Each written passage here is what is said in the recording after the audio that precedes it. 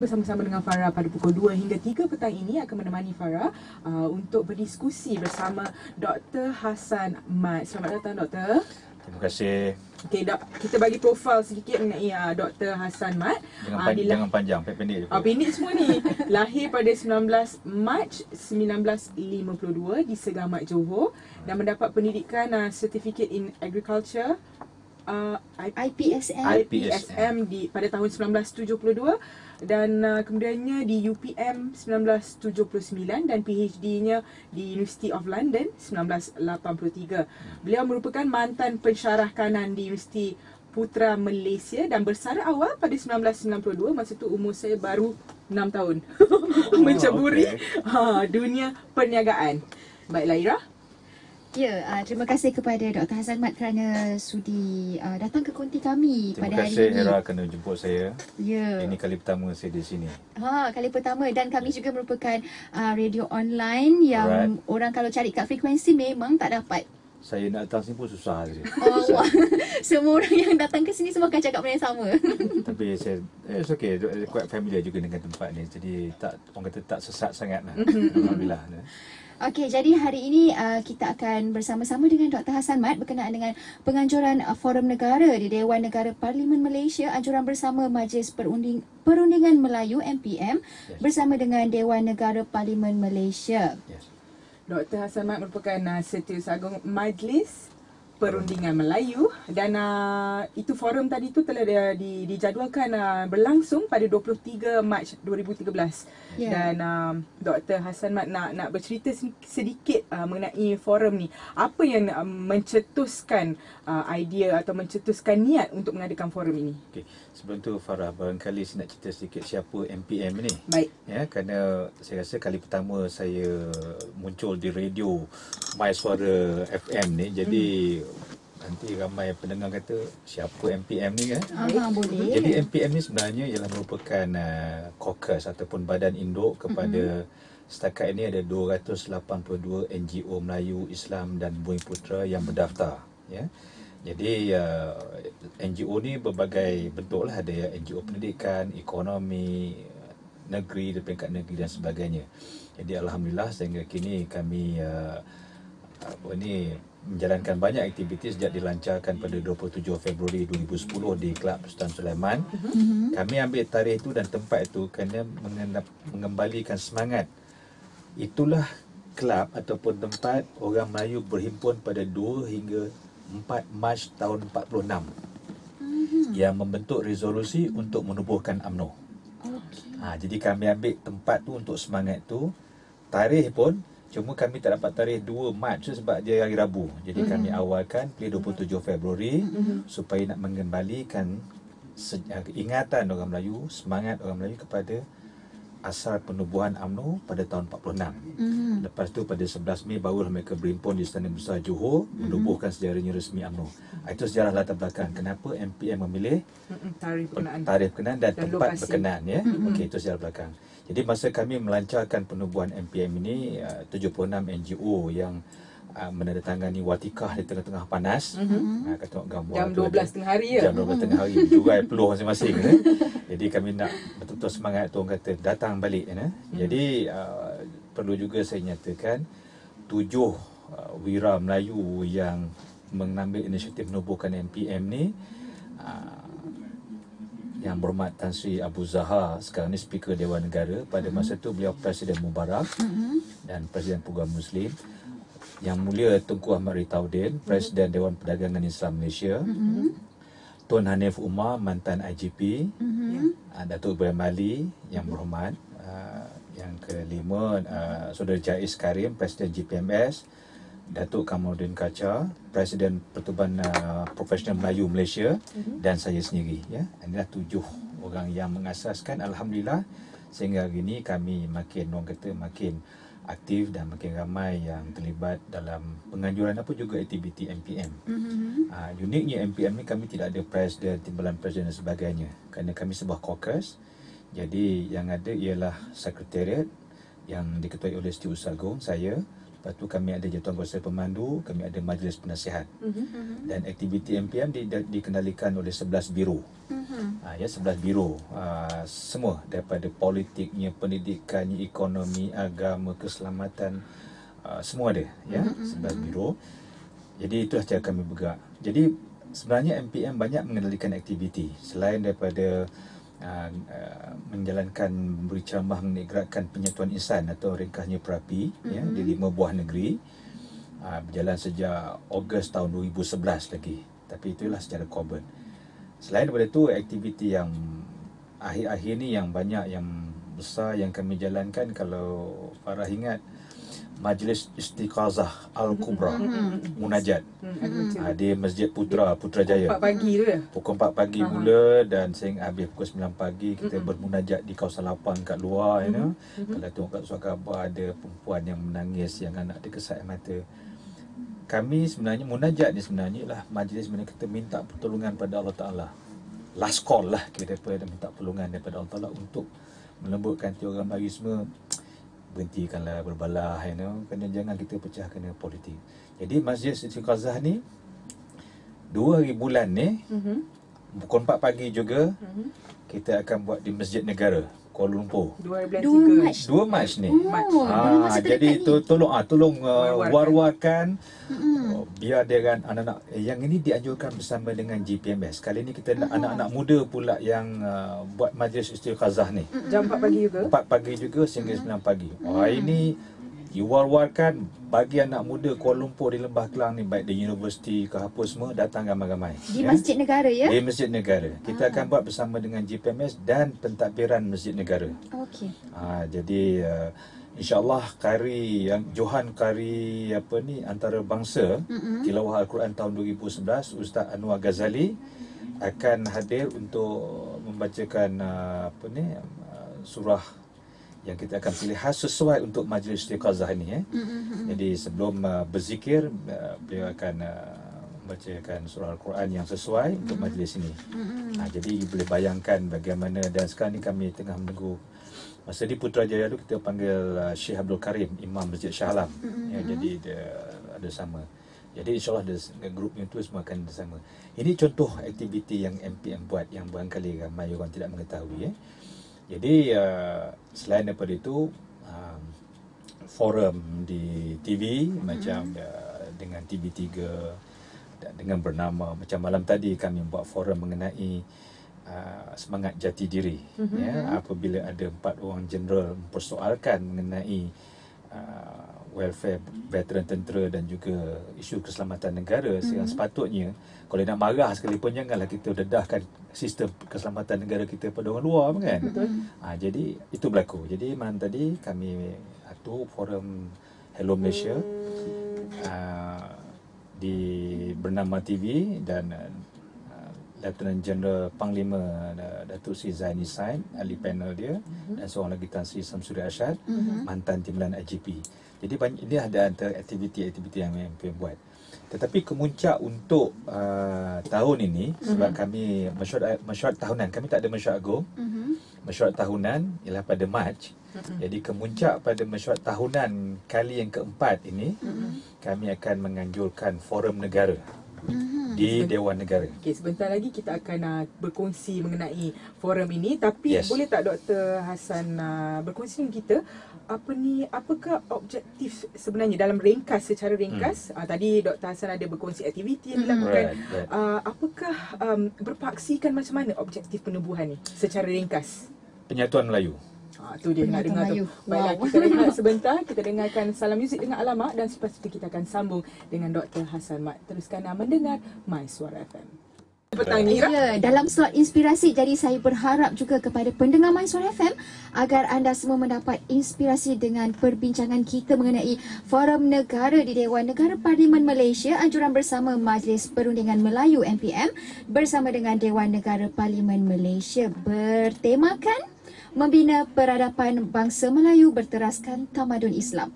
InsyaAllah. Okey, Dr. Hassan boleh berkongsi dengan kita macam tadi kita nak sambung balik kan mengenai forum ni. Apakah rasional dan persiapan yang dilakukan untuk forum ini? Okey, dari segi persiapan tu saya rasa Saya cerita pendek lah. Itu persiapan biasa lah kan. Biasa dah buat jenis persiapan tu dah ada dia AJK. Tapi yang mustahak sekali tu ya Farah je lah. Dari segi dia punya rasional. Kenapa MPM menganjurkan forum ini dan kenapa di Dewan Negara? Ya. Kalau nak buat dekat hotel boleh kan, tetapi kenapa kami memilih Dewan Negara? Bukan kerana Yang Berhormat Tan Sri Abu Zar speakers ni dulu sama-sama mengasaskan MPM ini itu dia advantage kami lah, tetapi kami buat di Dewan Negara ini ialah kerana memandangkan kami ingin rakyat melihat forum ini dari segi statusnya is above any ataupun di atas lain daripada mana-mana forum ataupun persidangan, perjumpaan ilmiah ya ataupun cendekiawan Melayu yang lazim dilakukan. Jadi kami memilih tempat di mana forum negara tu dari segi struktur kelembagaan kita dia di atas sekali ya. Jadi kami meletakkan status forum ini di atas sekali. Itu sebab kalau tengok daripada 500 yang akan diundang ni ini bukan merupakan undangan terbuka. Bermakna 500 tadi jemputan tapi kalau ada yang pendengar yang nak hadir boleh menghubungi kami dan kami akan cuba accommodate lah. Tetapi setakat ni kalau ikut kesenarai 500 tu 60 umpamanya ialah pegawai kanan kerajaan. Dan mereka ni akan dipilih sendiri. Kami akan menulis surat secara rasmi kepada KSN dan mereka ni akan dipilih sendiri oleh KSN. Bermakna KSN yang akan nominate sipulan-sipulan KSU ke apa semua untuk hadir di sini. Jadi itu dia. 15 umpamanya daripada Angkatan Tentera Malaysia. Bermakna kami akan keluarkan surat pada Panglima Angkatan Tentera dan beliau yang akan nominate 15 orang. Begitu juga 15 daripada PDRM, 30 daripada Majlis Profesor, 30 ilmuwan Islam dan sebagainya. Jadi semua ni telah kami agihkan supaya hadirin atau mereka yang hadir forum ini merupakan campuran adunan daripada pelbagai latar belakang.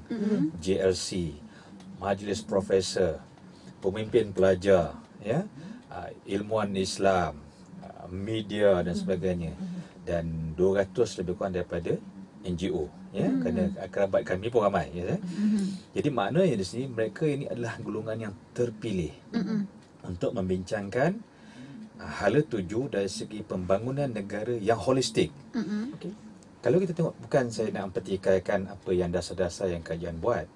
It's very good kerana kalau dia tak bagus kita tidak boleh maju seperti ini, bukan Kalau kita lihat daripada DEB yang dilancarkan pada tahun 70-an dulu, lepas tu DPN dan sekarang NEM, semua bagus. Cuma kami ingin melihat bagaimana kami nak memperbaguskan lagi, menyediakan satu dasar ataupun hal tuju yang lebih holistik. Pegangan kami ialah kepada Islamic civilization ataupun peradaban Islam.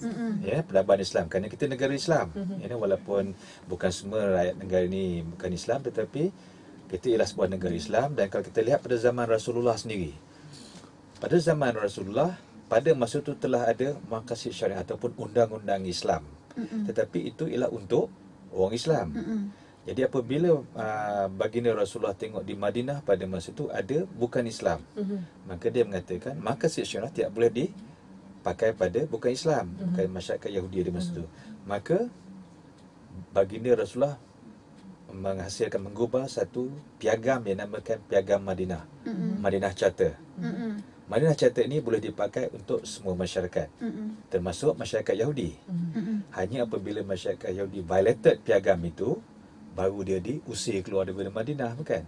Jadi makna di sini, dan Piagam Madinah merupakan undang-undang bertulis yang pertama di dunia. That's the unique, kan? Jadi orang ramai orang tak tahu. Jadi MPM nak membawa balik pada zaman itu dan bawa ke depan. Bagaimana kita boleh merencana semula kita punya model pembangunan ni yang holistik. Jadi maknanya di sini asas kepada dasar pembangunan Malaysia ialah berpegang kepada meneruskan wadah baginda Rasulullah dan disesuaikan dengan pembangunan terkini dan akan datang. Jadi bermakna dia akan seimbang. Kalau kita tengok pada Piagam Madinah tu, dia bukan dari segi material wealth development saja. Ekonominya ada, pendidikannya bagaimana, bagaimana pendidikan menyumbang kepada pembangunan ekonomi, bagaimana pendidikan menyumbang kepada keselamatan, bagaimana pendidikan menyumbang kepada pembangunan keluarga, bagaimana pendidikan menyumbang kepada penjagaan alam sekitar dan sebagainya. Ya, jadi itu yang kita nak. Bermakna pendidikan ialah asas, dan pendidikan berteraskan Islam. Itu dia. Ya. Dan kelebihan kita orang Melayu, kita ada nilai budaya kita. Dan nilai budaya kita memang telah sebati dengan agama Islam kita. Jadi bermakna dua-dua ni, nilai dan budaya dan tamadun Islam, peradaban Islam dah digabungkan. Bermakna dia sudah menjadi, orang kata satu macam blending yang amat cantik lah kan. Jadi apabila kita gunakan sebagai asas untuk pembangunan negara, kita tidak akan tercicir, tidak akan tergelincir daripada landasan ini. Ya. Jadi sekarang ni masih ada lagi lah berlaku kelemahan sana sini. Jadi kalau kita berbalik pada peradaban Islam, insyaAllah ini bermakna segala apa yang ditomahkan oleh pembangkang dan sebagainya, ataupun pihak-pihak yang profesional yang dikata kajian tidak telus, masih ada berlaku kepincangan sebagainya. Ini barangkali ialah kerana lemahnya pegangan pada peradaban Islam tadi. Jadi itu je kita nak bawa balik. Jadi kalau ini boleh dilakukan oleh Malaysia, maka kita akan menjadi rujukan negara-negara Islam lain. Sekarang ni pun kalau kita tengok, belum lagi terlaksanakan sepenuhnya yang holistik ini, kita dah nampak dah banyak negara Islam lain yang cuba datang ke Malaysia. Lalu tanya kenapa datang ke Malaysia? Oh, kami nak melihat Malaysia sebagai model negara Islam. Ini pun barangkali saya boleh selitkan sikit. Ramai orang tak tahu. Selain daripada hal ehwal dalam negeri, MPM juga mempunyai satu biro, kita panggil Biro Hal Ehwal Antarabangsa. Dan melalui biro ini, kami banyak berinteraksi dengan terutamanya negara-negara Islam lain. Malah awal tahun Januari tahun 2012, Wisma Putra mengusulkan kepada kami sila berhubung dengan Libya, kerana pada masa itu Libya belum ada kerajaan resmi. Jadi kerajaan Malaysia tak boleh nak buat secara resmi. Kami mengendalikan dan kami menjemput pemimpin daripada Libya datang sini, businessman daripada Libya datang sini, pegawai kerajaan Libya datang sini. Kami berbincang dengan mereka. Ini contohnya. Jadi maknanya Malaysia ni telah dilihat sebagai sebuah negara Islam yang boleh diteladani. Malah kalau saya nak tambah beri seronok sikit lagi, pada Hari Raya tahun lepas kami menerima delegasi daripada Suruhanjaya Pilihan Raya Libya datang ke Malaysia. Jadi bila kami tanya dia, kenapa pilih Malaysia? Dia kata lepas kami buat election Julai dahulu, kami rujuk kepada United Nations. Dia kata kami nak memperbaiki sistem pilihan raya kami. Kami tanya negara mana yang patut kami teladani. UN bagi satu je contoh, Malaysia. Orang kita pertikaikan dengan kita, sistem kita. UN kata pergilah ke Malaysia. Nampak tak? UN melihat Malaysia boleh diteladani. Boleh diteladani. Jadi, dan insyaAllah kami dah dapat email daripada pengurusi pilihan raya, Suruhanjaya Pilihan Raya Libya, Dr. Imad. Sila hantar jemputan kepada dia sempena dengan pilihan raya Malaysia, pada dia nak datang melihat proses pilihan raya di Malaysia. Pilihan raya kita, pilihan raya kita. Jadi sebenarnya by any standard lah, walaupun ada kekecohan dan sikit, still orang melihat our system di antara yang terbaik. Kalau tak terbaik pun di antara yang terbaik lah kan. Jadi kecoh sana sikit tu biasa lah kan. Tak ada kecoh tak seronok pula kan. Tapi betul, kalau bukanlah kita nak katakan kewujudan, apa orang kata pihak A dengan B ni bila bertelagah tu, orang kata satu benda yang tak baik. Sebenarnya ada pro and contra dia. Benda tu sebenarnya boleh diperbaiki pada masa akan datang, insyaAllah. MPM melihat bukan semua teguran yang dilemparkan tu tak baik. Ada juga yang baik, itu sebab SPR mengambil kira kan. Tetapi untuk mengambil kira sepenuhnya itu ada juga yang tak logik kan. Jadi apa pun the sum square plus minus gitu gini, dunia luar melihat sistem kita adalah di antara yang terbaik. Kalau tidak, takkan UN suruh Libya pergilah ke Malaysia kan. Dan mereka datang sendiri. Dan kami bawa dia berjumpa dengan pegawai SPR di Selangor, apa semua, bincang dan dia akan datang balik. Makna di sini dia begitu yakin lah sistem kita. Ini di antara, saya terkeluar topik sikit, di antara aktiviti yang kami lakukan termasuk hubungan luar. Dan kami memilih hubungan luar dengan negara-negara Islam. Contoh tadi Libya, malah ada beberapa lagi negara Islam yang menghubungi kami selain daripada yang official dengan Wisma Putra tu, apabila mereka mengetahui aktiviti kami, dia menghubungi kami dan sebagainya ya. Jadi bermakna di sini MPM ni memang dah hari-hari tak ada dalam news kan tetapi alhamdulillah, because most of the sebagai NGO ni basically ialah aktiviti kami secara volunteer. Tetapi alhamdulillah saya seronok dengan MPM ni kerana kami dapati, saya dapati komitmen daripada rakan-rakan yang terlibat semua dalam MPM begitu, orang kata, tinggi sekali komitmen dia. Jadi keseronokan ialah daripada komitmen. Sebab macam penganjuran forum ini sehingga Dewan Negara sanggup bersetuju untuk kami menganjurkan forum yang berprestij ni di Dewan Negara di Parlimen Malaysia kerana dalam kawasan parlimen dari segi undang-undang ialah kawasan security tau. Bukan boleh setakat nak melawat gitu je, bawa satu bas pelajar melawat tak apa, tetapi untuk menjalankan aktiviti selain daripada aktiviti yang ada kaitan dengan Dewan Negara dan ataupun Dewan Rakyat, sebenarnya memang tak ada. So jadi kami dapat buat. Dia bermakna satu yang privilege lah. Baiklah, kita rehat sebentar. Kita akan dengarkan lagu Ku Akui dan Ilusi Adira di My Suara FM, Citra Generasi Informatif. Kami di My Suara FM dan kita masih lagi dengan Dr. Hassan Mat berbincang mengenai forum yang bakal diadakan 23 Mac ini di Dewan Negara. Jadi kepada anda yang baru mendengarkan kami, sila-silakanlah mendengarkan benda yang sangat bermanfaat ini, dan jangan lupa pada 2 Mac 2013 ni akan ada majlis istiqazah di Masjid Negara pada jam 4 pagi hingga 9 pagi. Jadi jika anda berminat untuk turut serta, anda boleh kontak dengan Dr. Hassan Mat. Nanti sebentar lagi kita akan war-warkan kepada anda bagaimana caranya untuk kontak beliau. Okey, kita bukan berminat. Semua diajak. Semua diajak dan cakap ini mereka yang datang tu ialah kerana mereka menerima undangan daripada Allah Ta'ala. Wow, sangat dalam tu. Okey, berbalik kepada forum negara di Dewan Negara Parlimen Malaysia yang bakal berlangsung pada 23 Mac ni. Jadi mungkin doktor boleh berkongsi bersama dengan pendengar. Mereka nak tahu siapakah yang selain daripada jemputan yang dijemput tu, siapakah moderator, siapakah panel yang akan menjadi jemputan tu. Okey, terima kasih Syirah. Kami dah berjumpa dengan Datuk Johan Jaafar, pengurusi eksekutif Prima Media. Jadi beliau bersetuju, kecuali kalau saat-saat akhir tu dia tak dapat atas tugas yang lebih penting, kerana masa ni pun agak kritikal juga kan. Tapi pada dasarnya telah dipersetujui, beliau akan menjadi moderator. Kerana forum yang begini high profile ini, kita memerlukan seorang moderator yang amat cekap. Jadi beliau kami lihat sebagai amat kompeten dan berpengalaman untuk mengendalikan majlis seperti ini. Panelis, okey, mula-mulanya kami ingin seorang yang ada latar belakang politik, dan yang terbaik sekali ialah mantan Perdana Menteri kita, Tun Dr. Mahathir. Tapi malangnya 23 apabila kami ganjak tarikh ini, 23 hari bulan Mac tu, beliau mempunyai tugasan yang amat penting juga bagi pihak negara. Walau bagaimanapun kita telah mendapat pengganti beliau yang sama-sama berpengalaman dalam membangunkan negara ini, iaitu mantan Ketua Hakim Negara, Tuan Abdul Hamid Umar,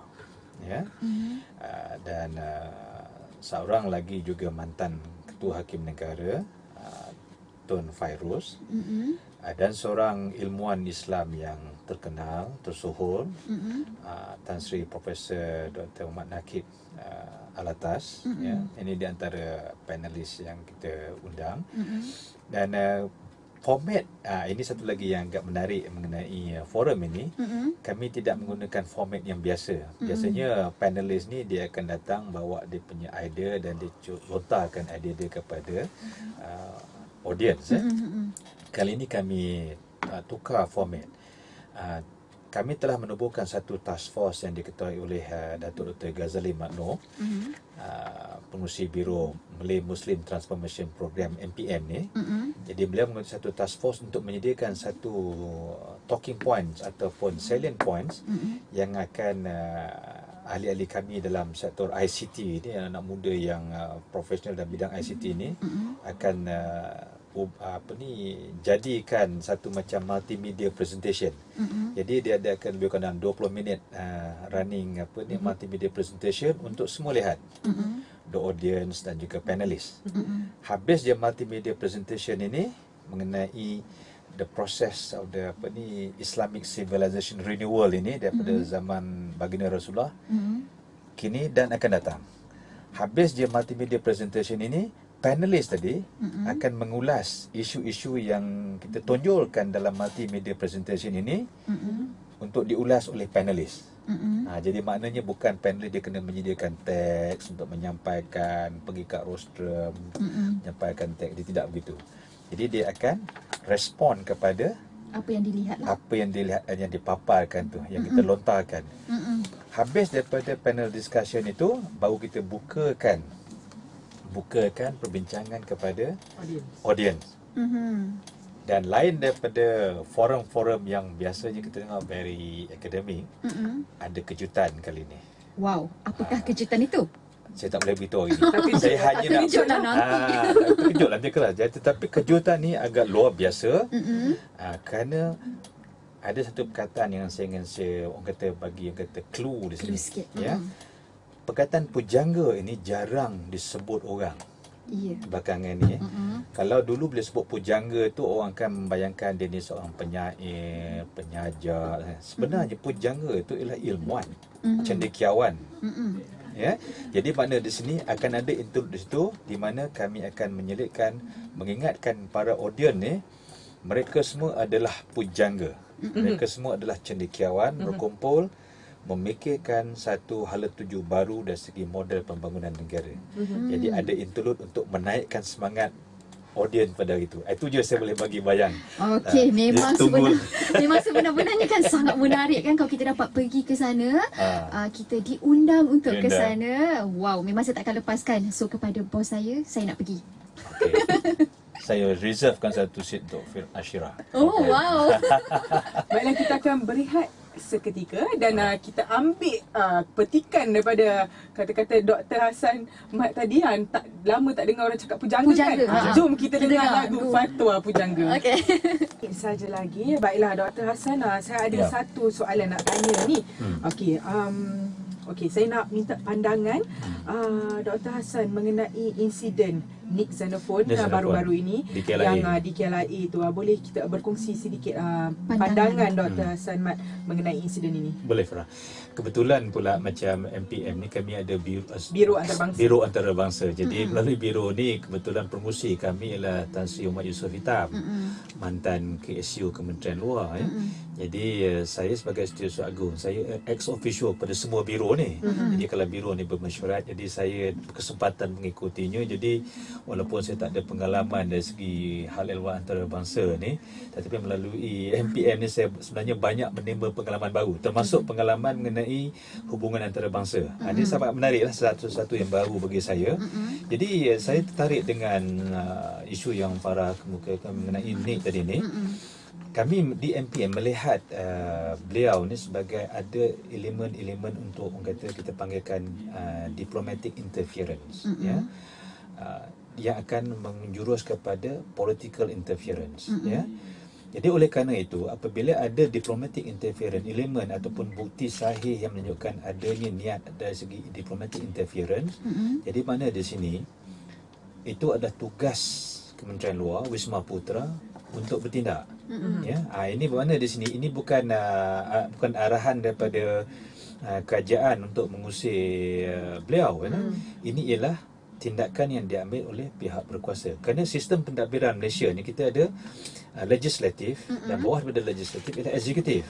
Eksekutif ada kalanya bertindak atas bidang kuasa eksekutif. Sekiranya didapati perkara ini ada pelanggaran dari segi hak diplomatik Malaysia, ya, maka Wisma Putra wajar bertindak. Ini bukan polis lagi ke apa, ini Wisma Putra. Jadi di sini ada bukti-bukti yang jelas yang menunjukkan niat beliau datang sini ialah untuk melakukan diplomatic interference.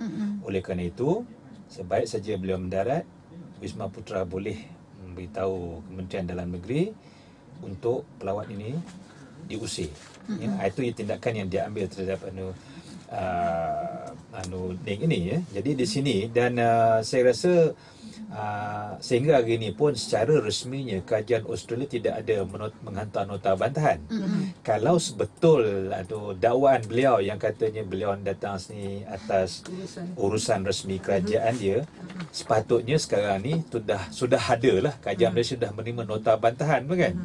Jadi nota bantahan ni adalah nota bantahan diplomatik, tapi sehingga hari ini tak ada. Jadi maknanya jelas di sini bahawa kajian Australia juga tidak berani untuk bertindak menghantar nota bantahan kenapa ahli politik beliau apa ni diusir sebab saja mendarat di KLIA ya. Kalau kita terima dan kita lihat maknanya dia ada hak, maka dia boleh protes. Dalam hal ini dia tak ada hak kan. Jadi kajian Australia walaupun secara orang kata unwritten, tidak bertulis tu barangkali ada kan, tetapi kita tidak dalam cara bertindak, kita tidak boleh ambil berkira yang tidak bertulis kan. Jadi di sini sehingga hari ini tidak ada bukti menunjukkan apa ni kenyataan yang beliau keluarkan tu bahawa beliau dihantar oleh kajian dia, tidak ada. Oleh kerana itu diusir je, dia habis itu sajalah. Dan kita pun tidak manjangkan cerita ini. Dan kita punya orang kata special branch pun alhamdulillah kalau kita perhatikan our special branch ni orang kata boleh tahan juga macam Scotland Yard kalau di UK tu kan. Jadi mereka mempunyai maklumat yang cukup. Kerana dalam kita punya sistem pertahanan di sini, sistem ini ada 3 pihak. Malam tadi kalau Farah dengan Syah dengar Hello Malaysia di mana Tan Sri Samsuri Arsyad daripada pihak yang mantan tim layan GP dan juga Lieutenant General Zaini daripada ATM menceritakan bagaimana Malaysia kita dia ada satu council, Security Council ya. City Council dari segi di peringkat daerah, District Security Council di mana polis dan tentera sama-sama terlibat. State District Council and National Security Council. Jadi makna di sini maklumat daripada tentera, daripada polis, daripada Wisma Putra semua dicantumkan. Jadi macam kes Nick ini simple. Ketiga-tiganya memberikan maklumat yang konsisten, yang sama, bahawasanya ada unsur-unsur diplomatic interference, maka beliau wajar diusir lah. Diusir, yes. Supaya orang kata negara kita ni terpelihara dan juga kita bebas daripada sebarang campur tangan daripada orang luar. Correct. Jadi itu yang patut kita utamakan di dalam negara kita sebagai rakyat Malaysia yang menyayangi negara kita sendiri. Correct. Sebenarnya. Betul. Okey, jadi berkenaan dengan Forum Negara di Dewan Negara Parlimen Malaysia ini yang akan berlangsung pada 23 Mac 2013, nanti kita sama-sama nantikan dan My Suara akan dapat undangan insya-Allah. Yes. Saya bagi undangan sekarang. Itu dia.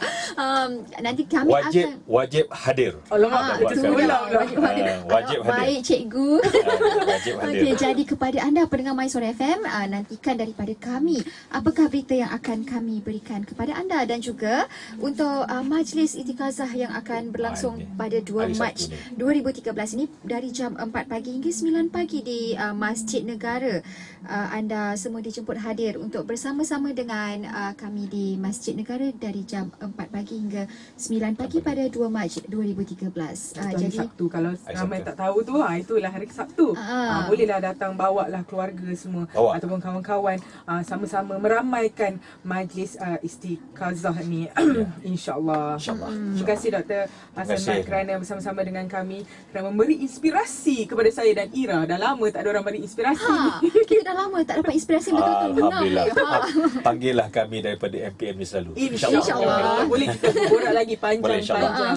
Baiklah, saya akan sebentar saja lagi kita akan dengarkan berita ringkas My Suara FM. Kita dengarkan dahulu Ismail Harun dengan Ilham Pujangga di My Suara FM.